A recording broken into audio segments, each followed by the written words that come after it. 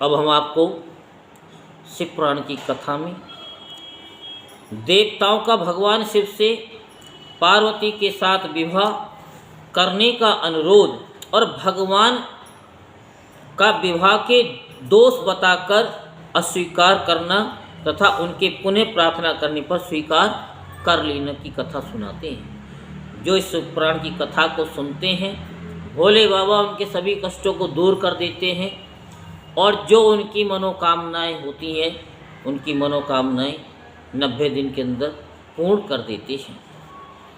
जो खाते हुए चलते हुए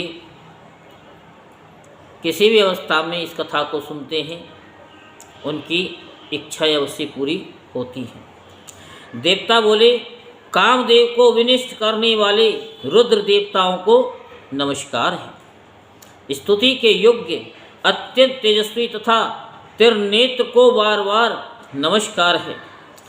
सिपिविष्ट भीम एवं भीमाक्ष को बार बार नमस्कार है। महादेव प्रभु तथा स्वर्गपति को नमस्कार है। आप सभी लोकों के नाथ और माता पिता हैं। आप ईश्वर शंभु ईश शंकर तथा विशेष रूप से दयालु हैं। आप ही सब जगत को धारण करते हैं। अतएव हे प्रभु आप लोगों की रक्षा कीजिए। आप हम लोगों की रक्षा कीजिए। परमेश्वर आपके अतिरिक्त और कौन दुख दूर करने में समर्थ है। ब्रह्मा जी बोले, हे नारद, उन देवताओं का ये वचन सुनकर परम कृपा से युक्त होकर नंदीकेश्वर शिव जी से निवेदन करने लगे। नंदीकेश्वर बोले, हे सुरवरीय सिद्ध मुनि विष्णु आदि देवगण दैत्यों से पराजित एवं तिरस्कृत हो आपकी शरण में आए हैं और वे आपके दर्शन की इच्छा करते हैं। इसलिए हे सर्वेश्वर आप शरणागत हुए इन देवताओं तथा मुनियों की रक्षा कीजिए, क्योंकि आप विशेष रूप से दीनबंधु और भक्त वत्सल कहे गए हैं। ब्रह्मा जी बोले, इस प्रकार जब दयालु नंदीकेश्वर ने बार बार शिव जी से निवेदन किया तब उन्होंने धीरे धीरे अपने नेत्र ओपन किए, खोलकर समाधि का त्याग किया। उसके बाद समाधि से उपरत हुए वे महाज्ञानी परमात्मा शंभु सभी देवताओं से कहने लगे। शंभु बोले, आप सभी ब्रह्मा विष्णु आदि सुरेश्वर मेरे पास किस लिए आए हैं, उस कारण को शीघ्र कहिए। ब्रह्मा जी बोले, शिव जी के इस वचन को सुनकर सभी देवता प्रसन्न हो गए और यज्ञोपवीत के लिए विष्णु के मुख की ओर देखने लगे। तब शिव के परम भक्त तथा देवताओं के हितकारक विष्णु मेरे द्वारा कहे गए देवताओं के इस बहुत बड़े कार्य का निवेदन करने लगे। विष्णु जी बोले कि हे शंभो, तारक से इन देवताओं को अत्यंत दुख प्राप्त हो रहा है। इसी कारण सभी देवता आपसे निवेदन करने यहाँ आए हुए हैं। हे शंभो, आपके द्वारा जो औरस पुत्र उत्पन्न होगा उसी के द्वारा तारकासुर का वध होगा। ये मेरा कथन अन्यथा नहीं हो सकता। हे महादेव, आपको नमस्कार है। आप इस बात का विचार कर देवता पर दया कीजिए। हे स्वामिन, तारकासुर से उत्पन्न इस महाकष्ट से देवताओं का उद्धार कीजिए। इसलिए हे देव, हे शंभु, आपको स्वयं गिरजा का दाहिने हाथ से पानी ग्रहण करना चाहिए, क्योंकि गिरिराज हिमालय आपको पानी ग्रहण के द्वारा ही गिरजा को प्रदान करना चाहते हैं। अतः आप उसे स्वीकार कीजिए। विष्णु के इस वचन को सुनकर योग में तत्पर भगवान शिव अत्यंत प्रसन्न हो गए और उनकी सद्गति के लिए उत्तम उपदेश करते हुए कहने लगे। शिव जी बोले, हे देवताओं, जब मैं सर्व सुंदरी गिरिजा देवी को स्वीकार करूँगा तब सभी देवता, मुनि तथा ऋषि सहकाम हो जाएंगे। फिर तो ये परमार्थ मार्ग पर चल ना सकेंगे। मेरे पाणी ग्रहण से ये दुर्गा मृत कामदेव को पुनः जीवित कर देगी। मैंने सबकी कार्य सिद्धि के लिए ही कामदेव को जलाया है। हे विष्णु, ब्रह्मा के वचनानुसार ही मैंने यह कार्य संपादित किया है, इसमें संदेह नहीं है। हे देवेंद्र, आप इस कार्य की परिस्थिति में मन से तत्व का विचार करके मेरे विवाह का हठ छोड़ दीजिए। हे विष्णु, मैंने कामदेव को जलाकर देवताओं का बहुत बड़ा कार्य सिद्ध किया है। अब उचित यही होगा कि मेरे साथ समस्त देवगण सुनिश्चित रूप से निष्काम हो करके निवास करें। हे देवताओं, जिस प्रकार मैं तपस्या करता हूँ उसी प्रकार आप लोग भी सहज रूप से कठोर तप में निरत हो जाइए। क्योंकि जैसे व्यक्ति के पास जाएंगे वो तो वैसी शिक्षा देगा, है कि नहीं। अब तो कामदेव नहीं रहा, इसलिए हे देवताओं, आप लोग निर्विघ्न समाधि लगाकर आनंद युक्त निर्विकार भाव से निवास कीजिए।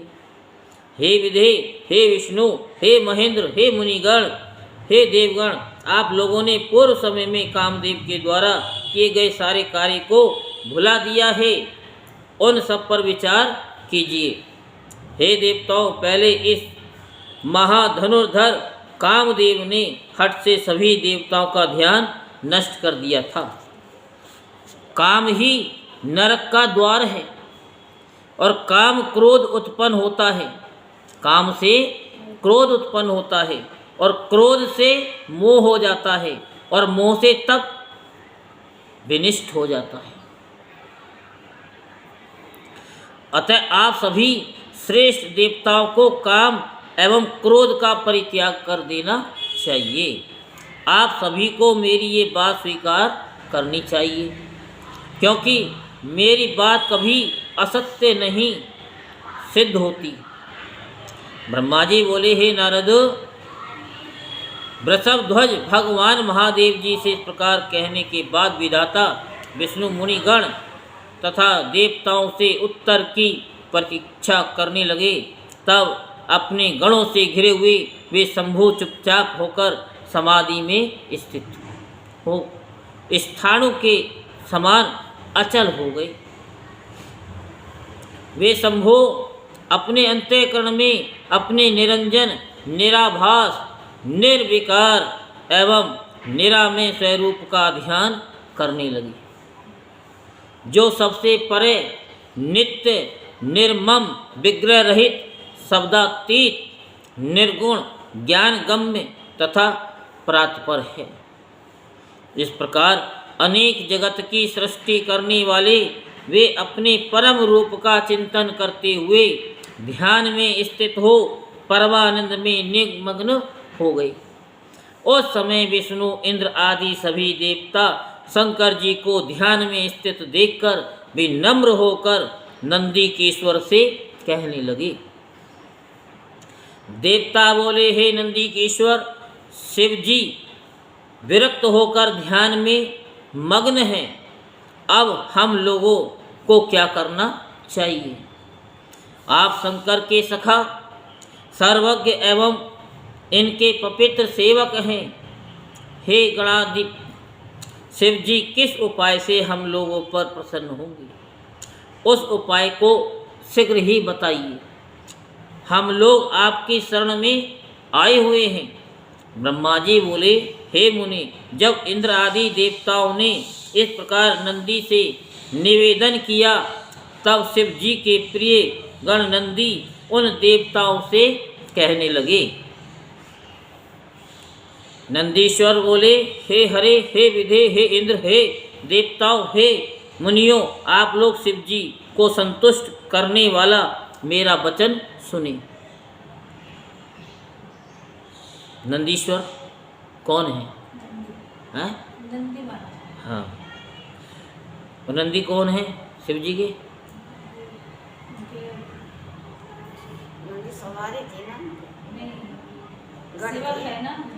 हाँ, भोले बाबा उन्हीं पे तो विराजमान होते हैं, उनकी सवारी है वह।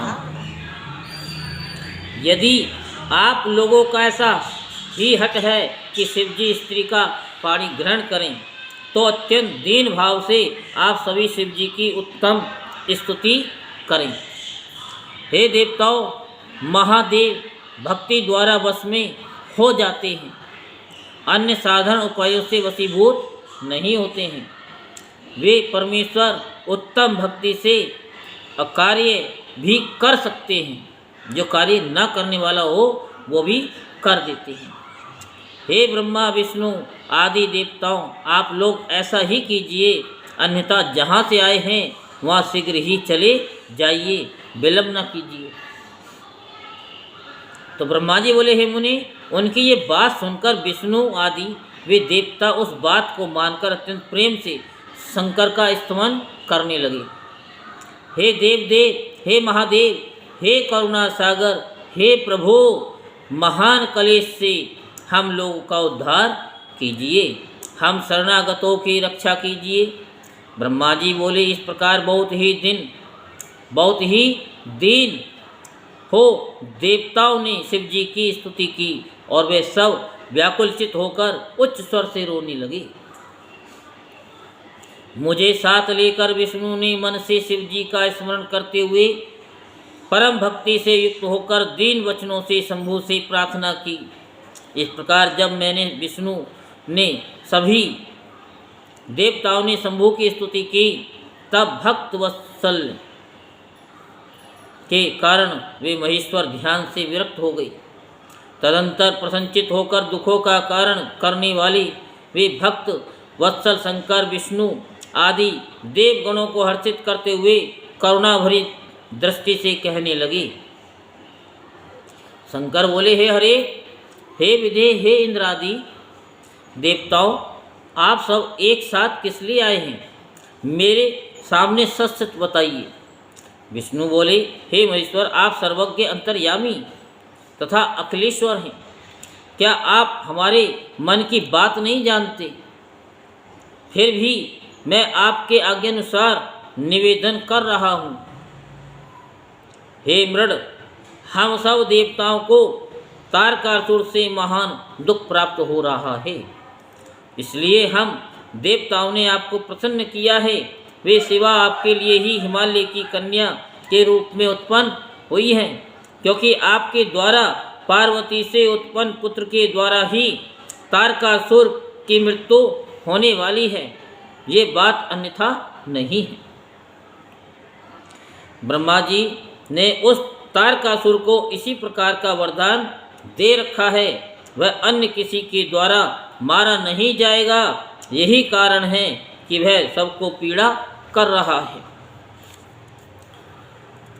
इस समय देव ऋषि नारद के उपदेश अनुसार वे पार्वती तपस्या कर रही हैं और उनके तेज से चराचर सहित समस्त लोके व्याप्त हो रहा है। इसलिए हे परमेश्वर, आप शिवा को वर देने हेतु जाइए। हे स्वामिन, ऐसा करके हम देवताओं का दुख दूर कीजिए तथा हम लोगों को सुखी कीजिए। हे शंकर, देवताओं के और मेरे मन में आपका विवाह देखने के लिए महान उत्साह है, अतः आप उसे उचित रूप से कीजिए। हे प्रातपर, आपने रति को जो वरदान दिया है उसका भी अवसर उपस्थित हो गया है। आप अपनी प्रतिज्ञा को सफल कीजिए। ब्रह्मा जी बोले, इस प्रकार कहकर उन्हें प्रणाम कर तथा अनेक प्रकार के स्तोत्रों द्वारा उनकी स्तुति करके विष्णु आदि देवता और महर्षि सब के सब उनके सामने खड़े हो गए। तब वेद की मर्यादा की रक्षा करने वाले तथा भक्तों के अधीन रहने वाले शिव जी भी देवताओं के वचन को सुनकर हंस करके शीघ्र कहने लगे।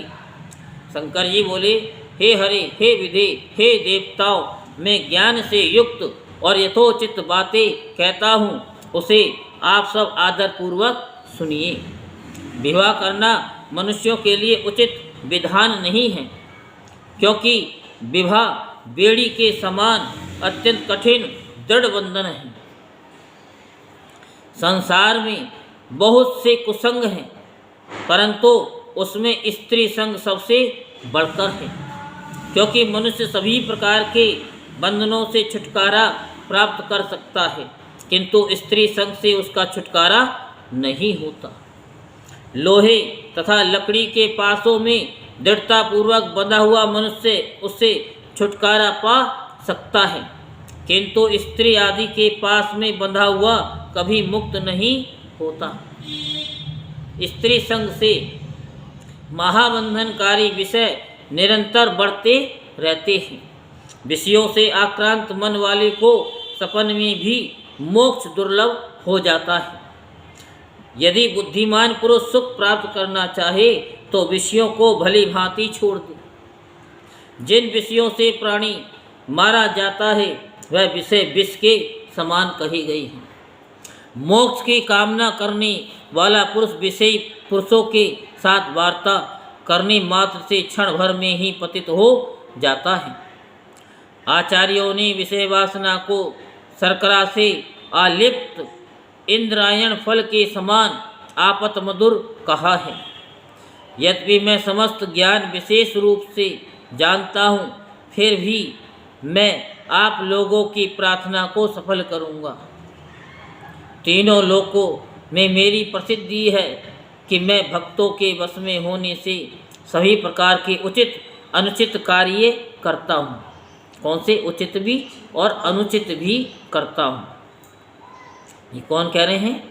भोलेनाथ। मेरे काम रूप देश के राजा की प्रतिज्ञा सफल की और भवबंधन में पड़े हुए राजा सो दक्षिण का प्रण मैंने पूरा किया। मैंने गौतम को कलेश दिया। मैं त्र्यंबकात्मा सबको सुख देने वाला हूँ और जो भक्तों को दुख देने वाले हैं उन दुष्टों को विशेष रूप से कष्ट तथा शाप प्रदान करता हूँ। मैंने अपनी भक्त वत्सलता का भाव प्रकट करने के लिए ही विषपान किया था। हे देवताओं, मैंने यत्न से सदैव ही देवताओं के कष्टों को दूर किया है। मैंने भक्तों के लिए बहुत बार अनेक कष्ट उठाया है। मैंने विश्वानर मुनि के घर गृहपति के रूप में जन्म लेकर उनके दुख को दूर किया है। हे हरे, हे विधे, मैं अधिक क्या कहूँ, मैं सत्य कहता हूँ। मेरी जो प्रतिज्ञा है उसे जो आप लोग अच्छी तरह जानते हैं, जब जब मेरे भक्तों पर किसी प्रकार की विपत्ति आती है तब मैं उन्हें शीघ्र ही सब प्रकार से दूर कर देता हूँ। जैसे मोमबत्ती का उपाय बताया है कि सोमवार को 5 मोमबत्ती भोले बाबा के दरबार में जलानी है और 2 घर के दरवाजे पर। जैसे मोमबत्ती को जलाते हैं तो अंधकार दूर भाग जाता है, तो ऐसे ही भगवान के भक्तों के जो दुख हैं और जो उनकी इच्छा को पूर्ण नहीं होने देते, वो एक साधारण सी मोमबत्ती कर देती है। जैसे एक दिया जलाने से वह प्रकाश फैल जाता है, उसमें प्रकाश की किरणें कैसे सूर्य की तरह निकलती रहती हैं, तो ऐसे जो किरणें निकलती रहती हैं, तो ऐसे समझो कि जैसे जल की बूंद जब टप टप टप टप झांवी गिरती है, आपने देखा होगा शिवलिंग पे भी बूंद टप टप गिरती है तो वहाँ पे भी एक गड्ढा बन जाता है, और जल जैसे बहता रहता है जिधर से पर्वतों से, वहाँ पे भी कहते क्या पत्थर वहाँ से चिर जाता है। आपने देखा हो कि जब घरों में जब मार्बल लगाते हैं तो जब मशीन चलती है तो उसके साथ में छोटे छोटा पाइप जो लगा होता है पानी देता है। अगर पानी ना दे तो पत्थर कटेगा नहीं, इधर उधर टूट जाएगा। तो ऐसे ही पानी से बड़े बड़े पत्थर टूट जाते हैं। तो ऐसे ही इस शिव की कथा को जो सुनते हैं उनके भारी से भारी कष्ट दूर हो जाते हैं। जो इस कथा को सुनते हैं और 120 दिन तक इसको सुन लेते हैं तो उनके सरकारी नौकरी लग जाती है। कब? इस कथा को चलते हुए, खाते हुए, पीते हुए और बैठे हुए मेट्रो में भी, ट्रेन में भी इसको सुनते हुए चले जाएं। कि समय नहीं है कोई बात नहीं, सुनते हुए चले जाएं 120 दिन। अभी एब्लोक वालों की लगी है IPS, उन्होंने पिछले कार्तिक से शुरू करी थी और 6 महीने में उनकी लग गई। पिछले कार्तिक से लेकर अब के कार्तिक तक उनको लाल बत्ती में घूमते हैं।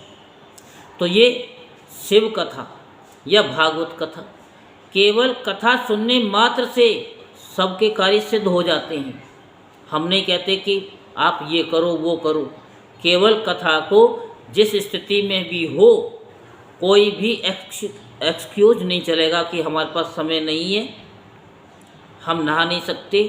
बिना नहाए भी आप इस कथा को YouTube के माध्यम से सुन सकते हैं, शेयर चैट के माध्यम से भी सुन सकते हैं, फेसबुक के माध्यम से भी सुन सकते हैं, हमारे इंस्टाग्राम के माध्यम से भी सुन सकते हैं। बस एक जुनून होना चाहिए,